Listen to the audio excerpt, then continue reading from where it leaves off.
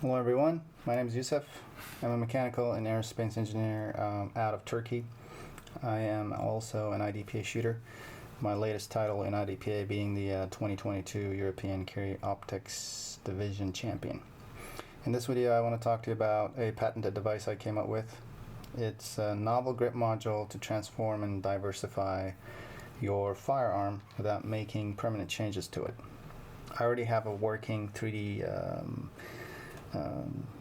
I have multiple 3D printed prototypes of the device, but currently I'm the only user. So in a way this video should serve as a reality check for me.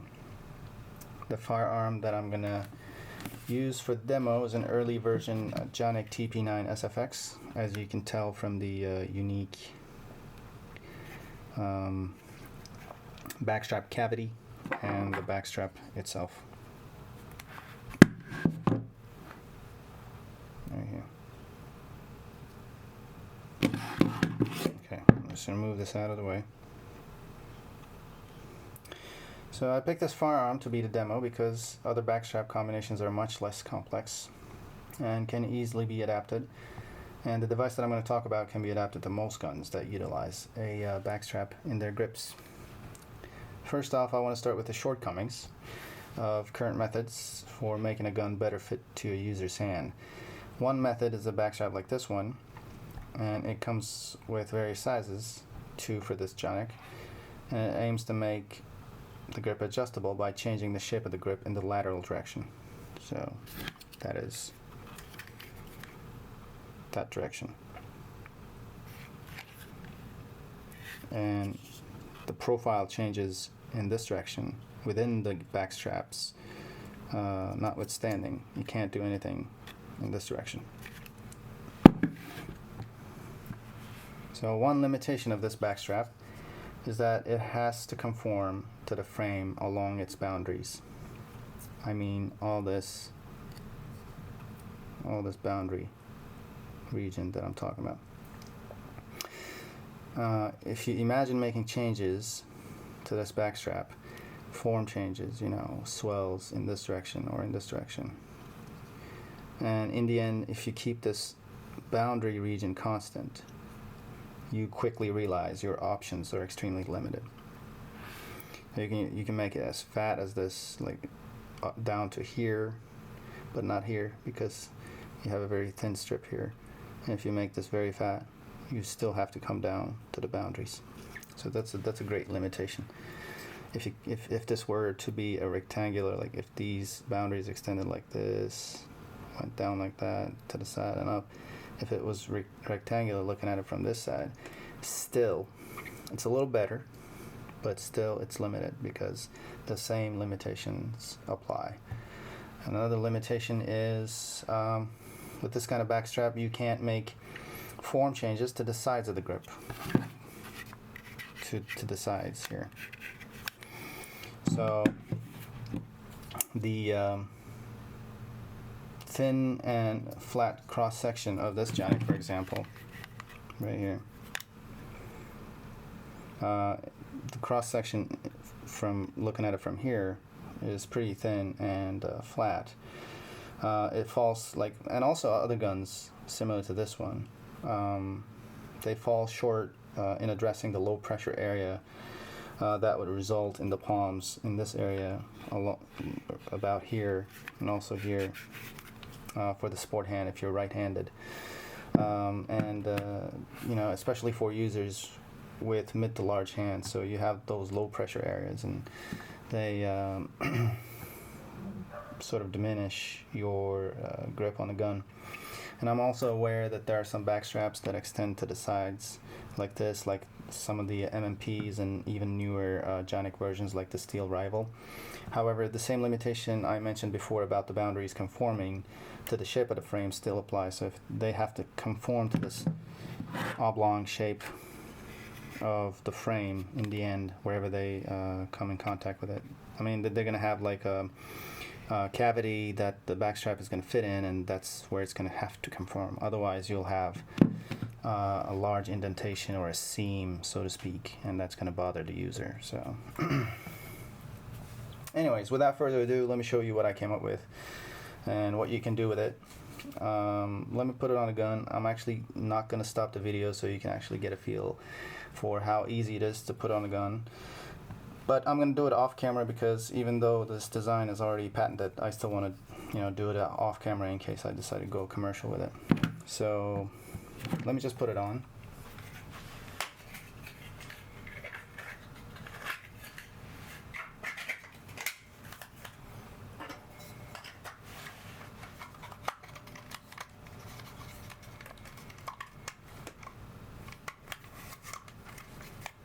Here we go. Here it is, with the pin not in there. I'm gonna use this rod, whose diameter is a little smaller than the actual pin itself, so it's a little loose. But I don't want to lose time hammering things in. But when the pin is in there, things look nice and neat like this. All the lines line up, the edges and everything nice and clean. But let me just put this in here like that so it holds in place. I don't have to hold it. This is a stippled version of the hand module with the back strap and fully encircling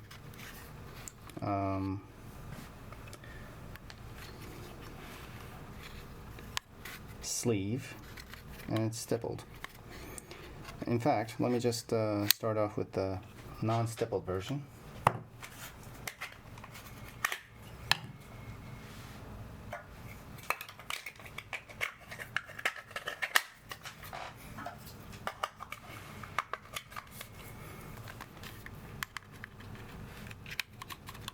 Alright, this is better. This is a basic model. It's 3D printed, so it's not a final product, but it's got a aggressive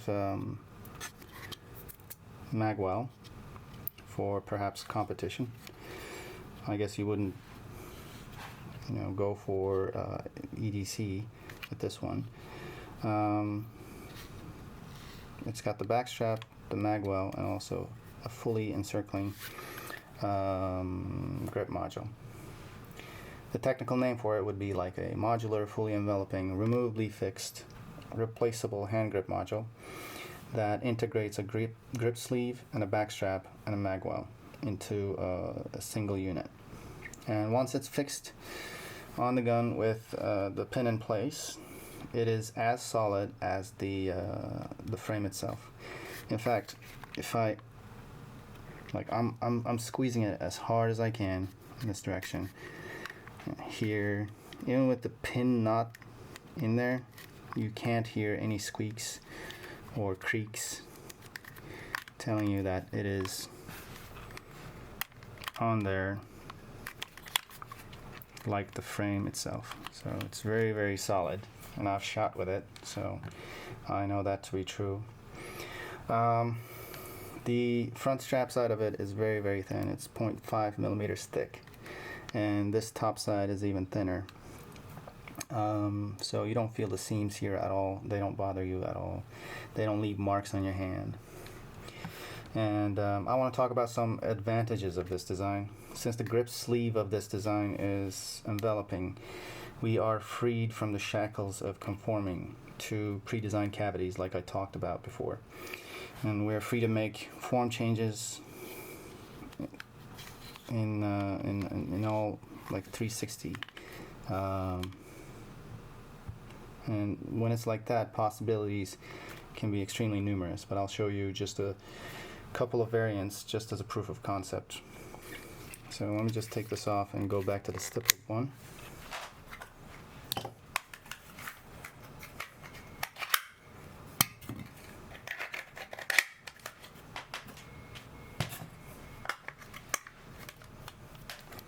Here it is back on. I know it is a terrible stippling job. I'm sure people who are more experienced and skilled in stippling can do a better job.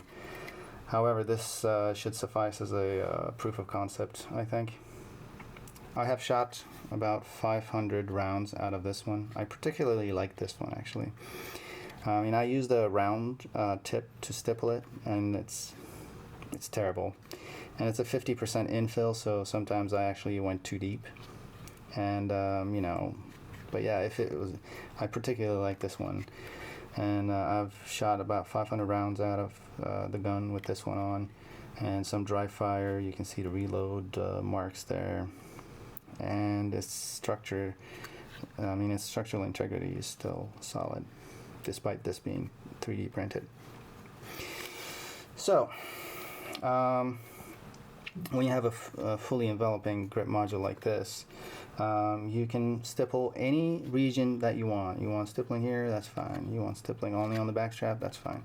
You can stipple any region without altering the shape of the magazine cavity, because as you all know, maybe not many of you know, but when you stipple the actual frame of the gun, what ends up happening is you run the risk of changing the shape of the magazine cavity, and that causes all kinds of problems, and it's a permanent change. I mean, needless to say, it causes like magazine ejection problems among many other problems. But with this, you can remove the whole thing within a matter of seconds, and you have your original frame back. So if you basically eliminate the risk of breaking your frame while stippling. Let me change to another variant.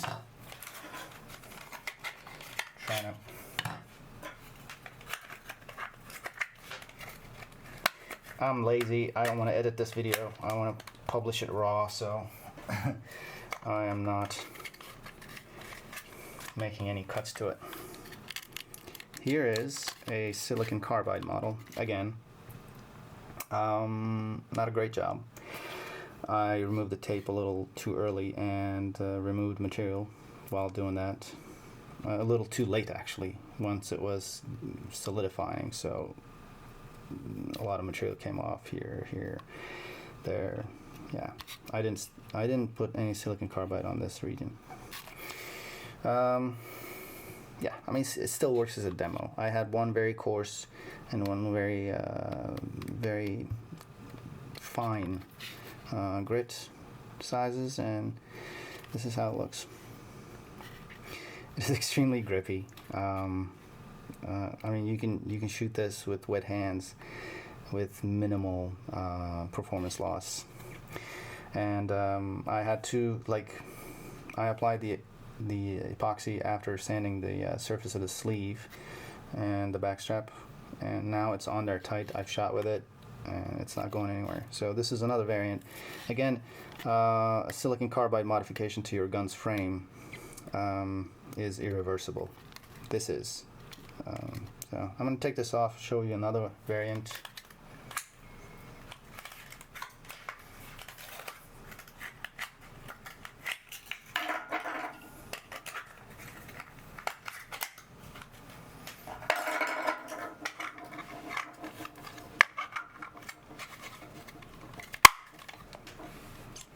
Alright, here we go. I'll drive it in from this side. Alright, so this is just to show that textures and forms can be numerous. I printed this arbitrary texture on there just to show. And also, if you notice, you know, if this one has finger grooves, so if the user should choose not to mess with time-consuming practices such as stippling or silicon carbide, it can be manufacturers with textures already on it. And yeah, so with a fully enveloping grip module or sleeve, you can make modifications like finger grooves, or I don't know, you could put a smiley face on here, whatever you want. The possibilities are endless.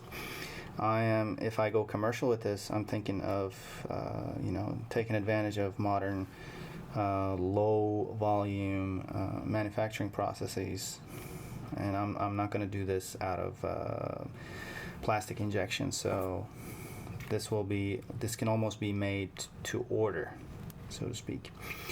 Yeah, so I particularly like the finger grooves. They're very pronounced, but yeah, it feels really nice in the hand. So I want to talk about another advantage, and I want to do that on this stippled version.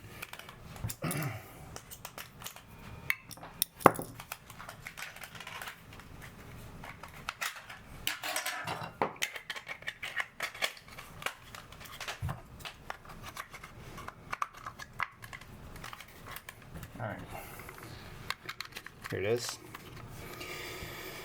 So, one thing I want to mention is that backstrap adjustments should not mean better fit, but also better indexing. And in light of this, the backstrap profiles in all directions matter. So, as you know, iron sights and optics have different indexing dynamics due to the distance between the gun's barrel and the where the dot is. So it's the sort of like the line of sight of the iron sight. The carry optics or optics, whatever. So if we look at this gun here, let's see. This gun is an iron sighted gun, and you can tell the line of sight of the iron sight is so close to the barrel. Here is another carry optic one. This one's profile is much lower than this one. So this has a shorter distance between the line of sight of the optic and the barrel's axis. What I mean is,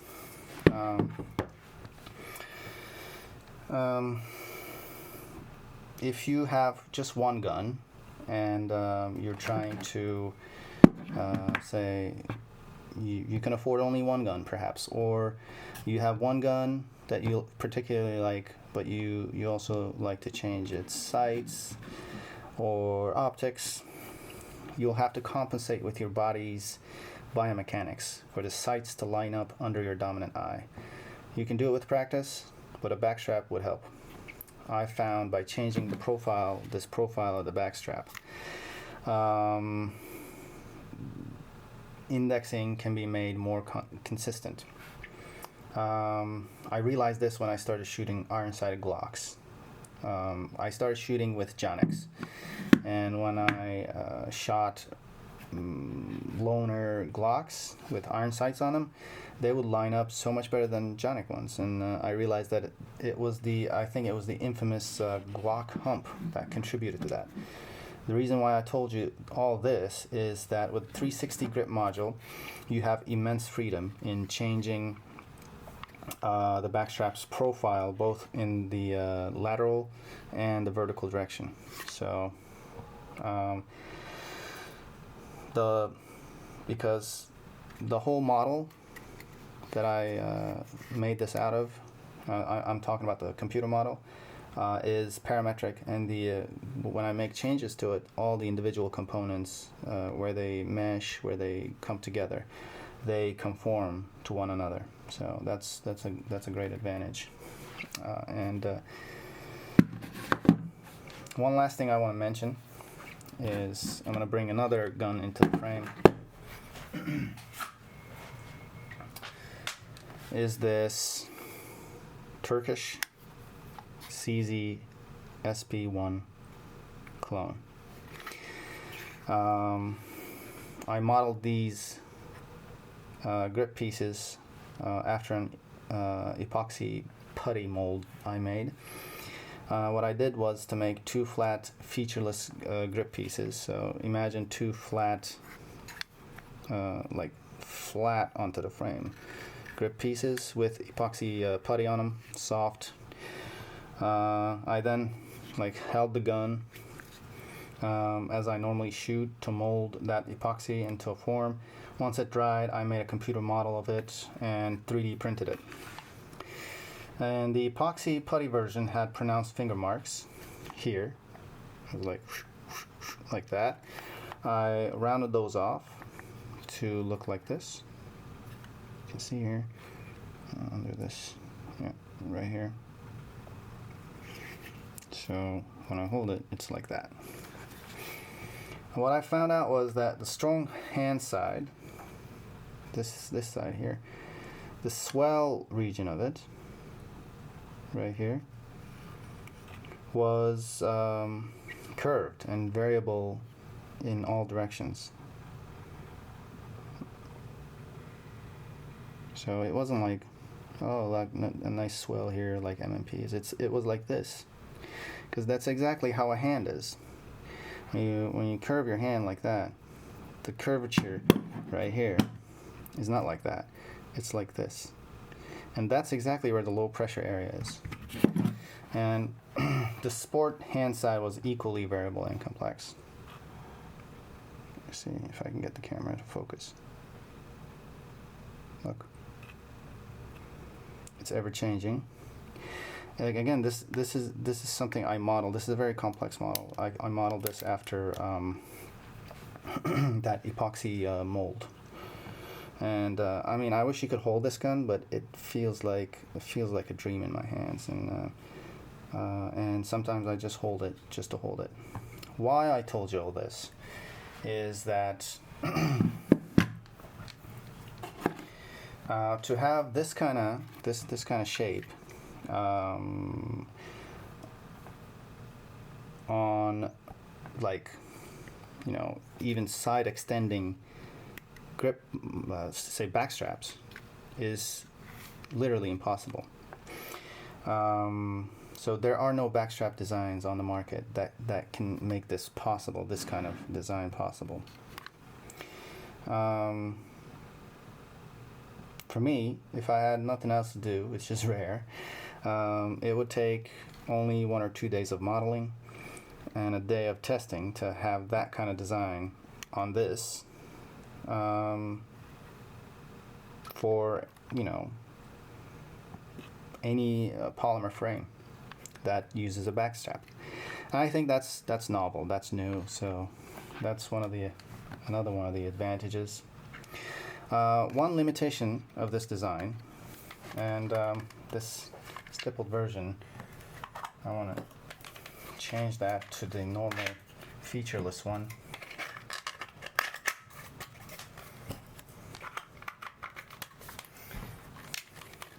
So, oh, no, I almost lost the camera there. So, one limitation is that if your gun's grip is already too large for you, obviously this is not going to help.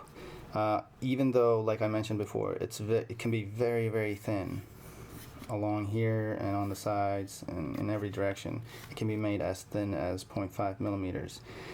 If your gun's grip is already too big for you, this is not going to help you, because it still adds a certain amount of thickness. So that's all I wanted to mention about this device. I want to thank you all for your time, and I would appreciate hearing what you think of this thing. And please like the video so it gets you know, more exposure, so more people can actually share their ideas about this. And I would appreciate if you would participate in this reality check.